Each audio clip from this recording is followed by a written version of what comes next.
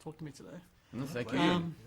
So really, your time on Thank God You're Here was the instigator to really get Rob and Santa get off the butts and make another movie. Were you flattered that you kind of inspired them to do so? Absolutely flattered. Overwhelmed, yeah. Totally unexpected. That was of course not the reason I went on to Thank God You're Here. It wasn't I wasn't planting seeds or anything in the hope that they would write a movie that I could be in. What had happened was I think we just became friends. The Working Dog guys and myself, and I would just tell stories about my life to them when asked. And I think they were really interested in that world. This new. They were interesting stories, mate. Well, they were. We were living a pretty great life. Christian was my friend back then, still is, of course. But back then. Well, when in the days that we were living that life, the single life, both taken men now, settled down. Look at us. Look what's happened. We've had our own quarter life crisis. We all have grown over the years. Yeah, sadly. But life gets better in a way. It's just a chapter. So once you get the script and you turn to say page 57 and you find out one of the scenes is romping around with a half-naked Russian tennis player, do you say, "Yep, that's my film"? Yeah, no, that was probably when I called my agent and said, "Say yes to this." No, I think I'd said yes without seeing the script at all. As you can imagine, you get an offer from the Working Dog guys, you'd be pretty stupid to say no. Yeah. We both grew up watching them and admiring them. And to be a part of it was sort of a dream come true. But yeah, the Russian tennis players are kind of icing on the cake. And Christian, the roles you usually are offered are more the darker roles in the action and the thrillers. So once you get a comedy script, especially from these guys, what's your initial reaction? Oh, look, I was on Home and Away playing a sociopath at the moment.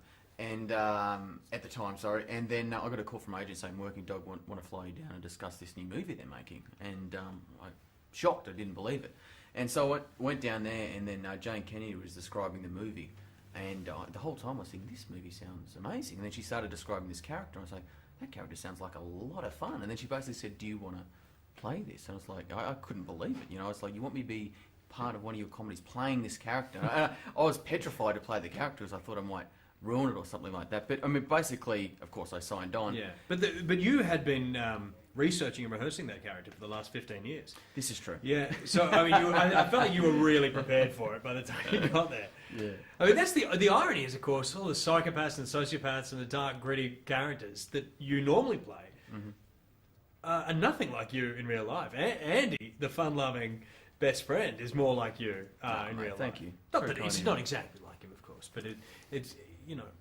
it's just, I think it's strange that you do more roles that are further away from the person that you are in real life. Sure. Yeah. But, yeah. No, it's just an interesting thought. But, no, look, it was great. Josh is the natural comedy talent. To me, he's one of the best comedy talents in the world. So, but if I get any laughs at that movie, all gratitude goes to Rob and those Working Dog guys. I mean, they were just amazing what got out of me and how they kind of work with all the cast, really. Right, I mean, but you're getting off track. You were saying that the best comedy talent in the world? He's Josh Lawson. Right, okay. I feel like you can extrapolate on that a little bit. Who did you just work with? Will No, Ferrell, it's no big deal. Let's just drop it. Well, let's talk about working overseas and working in Australia. Do you consciously set out to find Australian films to work on, or is it just whatever great script comes along, I'm just going to go along with the flow? I mean, good question. I probably the latter. I mean, I will do good scripts no matter where they are made. I would love more excuses to come back and make stuff here in this country. It's difficult, it's difficult to work anywhere as an actor. It's not an easy industry to find regular work. The work in America has been good for me over the last couple of years, and that's where I am living now. Don't be humble now.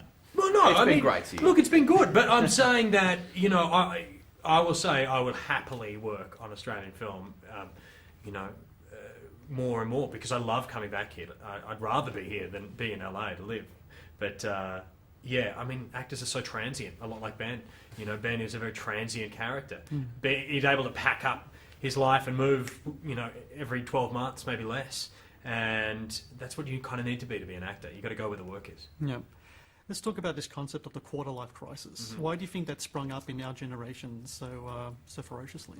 I think it's choice.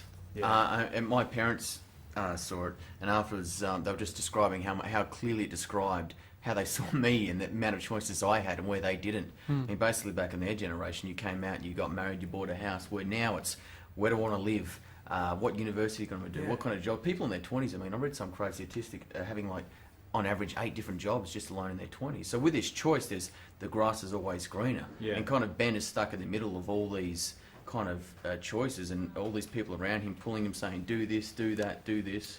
Yeah, I mean, you're totally right. I think about the options that we have now compared to the options 20 years ago. I mean, go to a bar now, how many beers can you choose from behind the bar?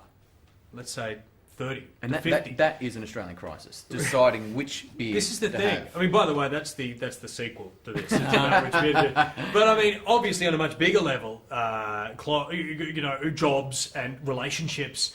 We don't want to miss out on anything. As you said, the grass is always greener. We're always like, I'm so afraid to make a commitment to that because it means that I'll miss out on that, and that might be better. So what I'll do is do everything. I'll do everything I possibly can, and then decide later. But I think that's what's great about the movie, and what's great about Working Dog is, like the castle, those characters in a typical family or Frontline with the news or Hello Man with the politics. This is kind of just, you got these characters in their 20s that feel very Australian now, and they do it in such a funny way. They find it in a very easy, accessible way. These great, deep, meaningful themes, but they do it in an accessible way. Well, that's it. Yeah. First and foremost, it's a comedy, and we're not saying it's a romantic comedy. It doesn't really feel like it fits into that Hollywood template, but it's a comedy about romance. In the way that only Working Dog film could be that comedy. I mean, it's a laugh a minute, and then like a day later, you realise that you've been taught a lesson in a way. Excellent. Well, I thank you very much for your time today, and congrats with the film. Thanks, Thanks, Matt. mate. Cheers.